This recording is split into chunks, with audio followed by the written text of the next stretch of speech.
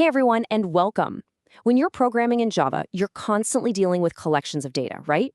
But what happens when you absolutely, positively need to make sure there are no duplicates? Well, that's where we bring in Java's set interface. And today, we're going to dive deep and see exactly how it works. I mean, we've all been there, haven't we? You're trying to manage a list. Maybe it's user IDs, product codes, or a bunch of email addresses, and somehow duplicates just sneak in. They cause bugs, they cause headaches. It's a classic problem. But don't worry, Java has this really powerful and honestly elegant solution for us. Okay, so let's start with the standard list. It's a workhorse, a fundamental collection we all use. But its whole deal is that it allows duplicates. So look at this code. We add 6, then 5, then 8. No problem. But then we add 6 again. And what does the list do? It just says, sure, come on in. So our output has 2 6s. Now that's a feature, not a bug, but a lot of the time, that's just not what we want. And that brings us to the hero of our story today, the set interface. You can think of a set as being like a strict bouncer at an exclusive club for your data. It's got one main rule. Only unique elements get past the velvet rope. The official definition really hits the nail on the head. A set is a collection that has 0 duplicate elements. If you remember sets from math class, it's the exact same idea. An element is either in the set or it's not. There's no such thing as being in it twice. Simple as that. Okay, now listen up because this is super important, especially if you're studying for an exam or prepping for a tech interview. There are 2 golden rules you have to know. Rule number 1, unique elements only.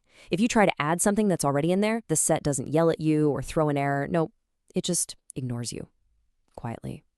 Rule number 2, and this is a big one, there's no index-based access. You can't just ask for the element at position 0 or 1 or 2 like you can with a list. This is a fundamental difference and it changes how you work with it. So how do we actually use a set? Well, the most common way, the one you'll see everywhere, is called HashSet. And that hash part of the name, that's its superpower.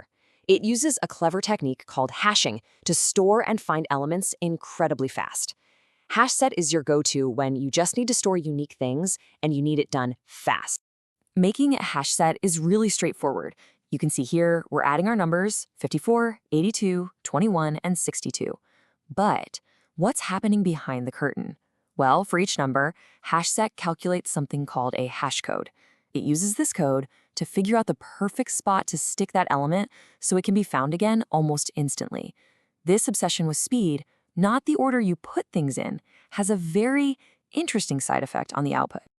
And here it is. Take a look at that output. Is it the order we put them in? Nope. Is it sorted? Nope. HashSet makes absolutely 0 promises about the order. It arranges everything internally for one thing and one thing only, maximum lookup speed. That means any sense of a predictable sequence goes right out the window in exchange for that performance. But what if you do need order, right? What if you want your unique elements, but you also need them to be sorted? For that, we turn to HashSet's very organized sibling, TreeSet. Now, look at this code. It looks almost identical to the last one, doesn't it? But there's one tiny, crucial change. We're now using a TreeSet. Under the hood, TreeSet is a whole different beast. Instead of hashing, it's organizing the elements into a sorted tree structure.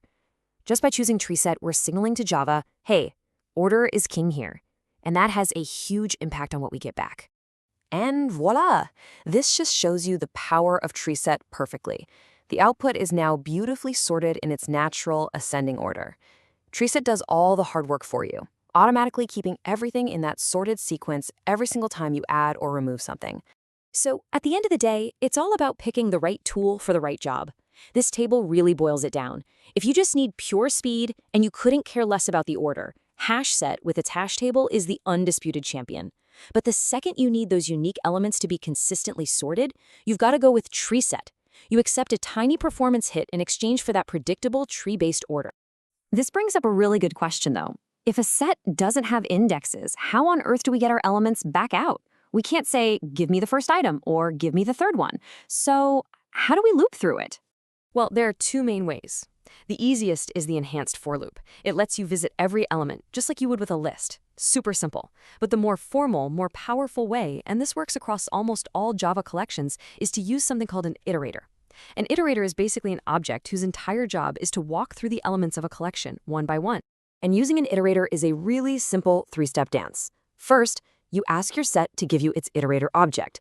Second, you set up a while loop that just keeps going as long as the iterator has next element to give you. And third, inside that loop, you call next to grab the element and automatically move on to the next one. It's a clean, powerful pattern that you'll see a lot in Java. All right, let's pull all of this together with a quick recap. When you're standing at that fork in the road, deciding between HashSet and TreeSet, it really just comes down to one simple question. Does order matter to you? Let this be your cheat sheet. Use HashSet when your mission is simple. Store unique items and do it fast. You don't care about the order. Maybe you just need to quickly check if something exists in the collection. Perfect. But the moment your requirements change and you need to retrieve those unique items in a sorted way, every single time, you have to use TreeSet. It's as simple as that. So I'll leave you with this final thought experiment. Imagine you're building a system to track user logins. The requirements are you need to store each unique user ID, and you have to display a list of all currently logged in users alphabetically on an admin dashboard.